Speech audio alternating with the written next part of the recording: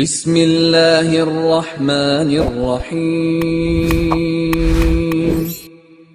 السلام علیکم ورحمۃ اللہ وبرکاتہ۔ الحمد للہ وکفی وسلام علی عبادہ الذین اصطفی، اما بعد۔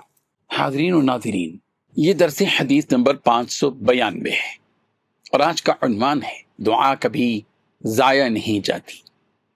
روایت سماعت کیجیے، ترجمے کے بعد تشریح کی جائے گی۔ بسم اللہ الرحمن الرحیم۔ عن انس رضی اللہ عنہ قال قال رسول اللہ صلی اللہ علیہ وسلم لا تعجزوا في الدعاء فإنه لن يهلك مع الدعاء احد۔ ترجمہ یوں ہے، حضرت انس رضی اللہ عنہ روایت کرتے ہیں، نبی کریم صلی اللہ علیہ وسلم نے ارشاد فرمایا، دعا کے بارے میں سستی نہ کرو کیونکہ کوئی بھی شخص دعا کے ہمراہ ہلاکت کا شکار نہیں ہوتا۔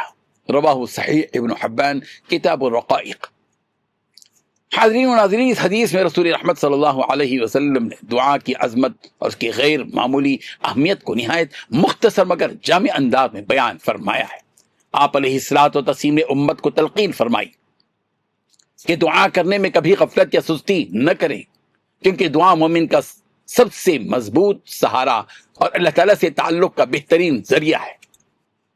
جو بندہ ہر حال میں اپنے رب سے دعا کرتا رہتا ہے، اللہ تعالیٰ سے اپنی رحمت، مدد اور حفاظت سے محروم نہیں رہتا۔ دعا کبھی بے فائدہ نہیں جاتی۔